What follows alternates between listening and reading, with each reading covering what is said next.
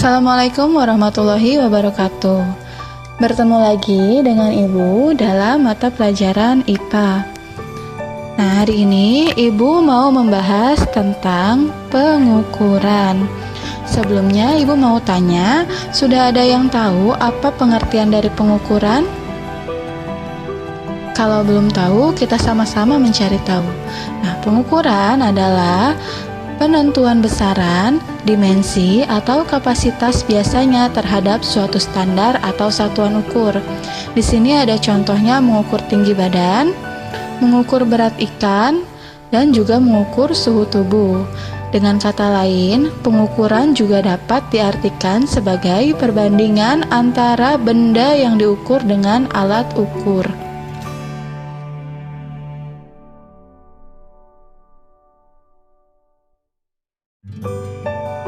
Di dalam pengukuran, kita akan mengenal dua jenis istilah. Yang pertama ada besaran, yang kedua ada satuan. Besaran merupakan segala sesuatu yang dapat diukur. Contohnya ada panjang, ada massa, ada suhu, dan lain-lain. Besaran sendiri terdiri dari dua jenis. Yang pertama ada besaran pokok, yang kedua ada besaran turunan. Sementara satuan memiliki dua jenis, ada satuan baku dan juga satuan tidak baku. Satuan baku sendiri merupakan satuan yang sudah ditetapkan secara resmi oleh standar internasional. Nah, satuan ini jika diukur oleh orang yang berbeda akan menghasilkan ukuran yang sama. Sementara satuan tidak baku itu ada jengkal, ada depa, juga ada langkah kaki. Selanjutnya kita akan membahas tentang besaran pokok. Kalian ingat semboyan SMP Jiwaku. SMP Jiwaku. S-nya yaitu suhu, M-nya massa, P-nya panjang, kemudian jiwaku, J-nya merupakan jumlah zat, I-nya intensitas cahaya, W waktu, dan K adalah kuat arus. Mengukur panjang bisa dilakukan dengan tiga cara. Yang pertama menggunakan mistar atau penggaris, yang kedua jangka sorong, dan yang ketiga mikrometer sekrup. Menggunakan mistar atau penggaris, ingat mistar memiliki skala terkecil 1 mm. Di sini kita akan coba mengukur benda dengan menggunakan mistar. Terdapat gambar mistar dengan contoh bendanya yaitu berupa batang. Berapakah hasil pengukuran benda di atas?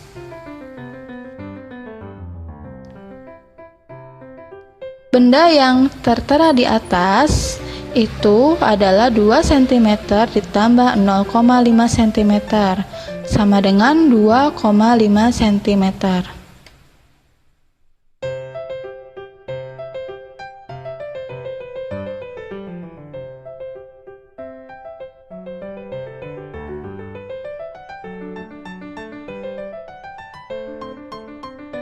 Selanjutnya ada mengukur benda dengan menggunakan jangka sorong. Di sini ada contoh gambar dari jangka sorong. Nah, jangka sorong ini memiliki beberapa bagian. Yang pertama ada rahang luar, yang kedua ada rahang dalam. Rahang luar dan rahang dalam ini terdiri dari rahang tetap dan rahang geser. Kemudian ada skala nonius yang di bawah. Skala utama letaknya di atas. Selanjutnya ada ekor atau depth probe. Nah, ekor ini fungsinya untuk mengukur kedalaman objek. Contohnya ada pipa, tabung reaksi, dan gelas ukur. Sementara untuk mengukur ketebalan logam atau diameter digunakan rahang dari si jangka sorong ini.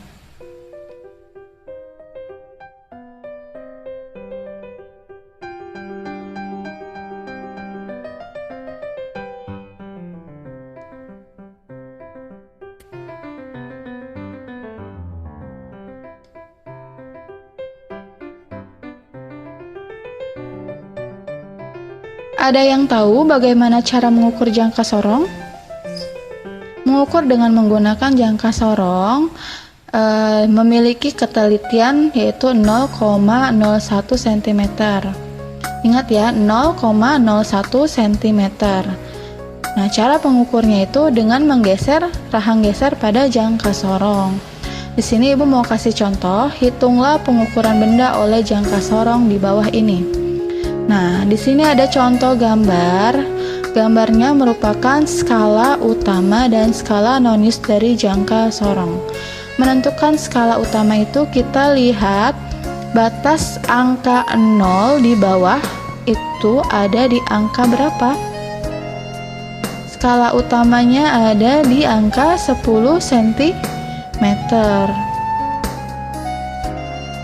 Kemudian setelah itu kita cari skala nonius. Lihat garis yang tegak lurus antara skala utama dan skala nonius. Garis yang tegak lurus. Lihat ya, itu sudah Ibu lingkari. Nah, garis ini dia memiliki skala. Kita hitung dari 0, 1, 2, 3, 4. Satunya 0,01. Kenapa? Karena ketelitian jangka sorong 0,01 cm. Duanya 0,02 dan seterusnya. Skala noniusnya berapa? Skala noniusnya 0,02 cm. Hasilnya tinggal kita jumlahkan, yaitu 10 ditambah 0,02 cm. Jadi ya, selanjutnya ada mengukur dengan menggunakan mikrometer skrup. Nah, di sini ada bagian-bagian dari mikrometer skrup. Contohnya ada rahang tetap, rahang geser, mur pengunci. Skala utama dan skala noniusnya itu berdampingan ya, tidak atas bawah seperti jangka sorong. Ada yang tahu bagaimana cara mengukur dengan mikrometer skrup? Mikrometer skrup ini biasanya digunakan untuk mengukur benda-benda yang sangat kecil dengan ketelitian mencapai 0,01 mm. Nah, contoh soalnya ada pengukuran tebal batang seperti terlihat pada gambar di bawah ini. Caranya sama seperti mengukur benda dengan menggunakan jangka sorong, hanya saja berbeda ketelitiannya. Nah, di sini ada skala utamanya. Skala utamanya kita cari, yaitu 4,5 mm.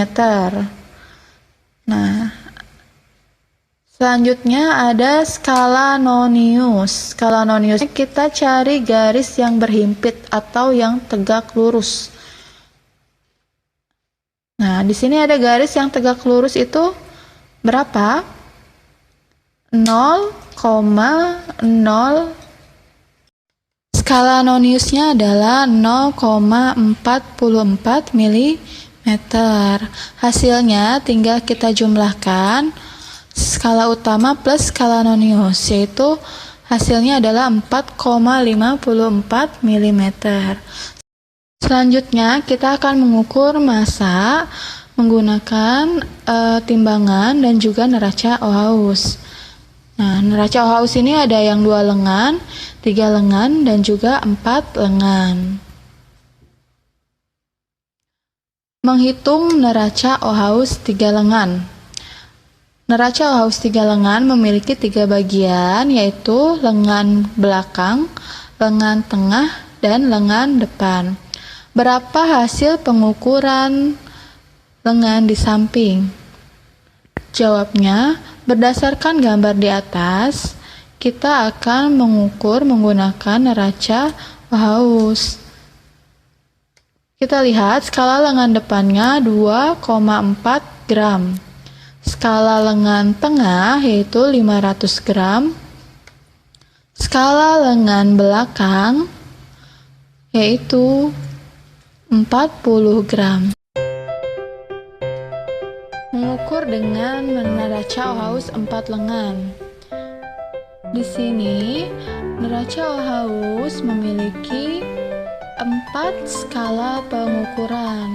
Yang pertama adalah skala ratusan, yang kedua ada skala puluhan, yang ketiga skala satuan, dan yang keempat adalah skala 1 per, misalnya 0,01, 0,02, 0,03 gram, dan seterusnya. Sehingga skala yang terbaca pada contoh gambar di video ini adalah 0 gram ditambah 40 gram ditambah 7 gram ditambah 0,52. Kemudian mengukur suhu bisa dilakukan dengan alat termometer. Ada yang digital dan ada yang manual. Yang manual biasanya menggunakan air raksa. Mengukur waktu bisa dengan stopwatch. Stopwatchnya ada yang analog dan ada yang digital. Kemudian kita akan membahas tentang besaran turunan. Besaran turunan ini merupakan turunan dari besaran. Di sini ada tabel. Yang pertama ada luas, volume, massa jenis, kecepatan, percepatan, gaya, usaha, daya, tekanan. Selanjutnya ada momentum. Nah, luas di sini dia merupakan turunan dari panjang dikali lebar. Panjang dikali lebar satuannya adalah meter per segi atau meter dikali meter. Kemudian volume itu hasil dari perkalian antara panjang dikali lebar dikali tinggi. Satuannya adalah meter kubik atau meter pangkat 3. Satuan baku. Nah, di sini Ibu akan menampilkan tabel. Nama besarannya panjang, satuannya meter, lambangnya M. Kemudian ada massa, satuannya kilogram, lambangnya kg. Waktu, satuannya second, lambangnya S. Suhu, satuannya Kelvin, lambangnya K besar. Kuat arus, satuannya ampere, lambangnya A besar. Intensitas cahaya, satuannya kandela, lambangnya CD. Jumlah zat, satuannya mol, lambangnya mol, M-nya kecil.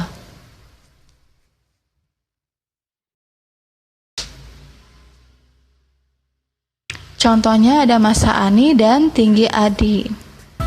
Nah, sekian tugas dari Ibu. Jangan lupa kerjakan PR yang akan Ibu berikan.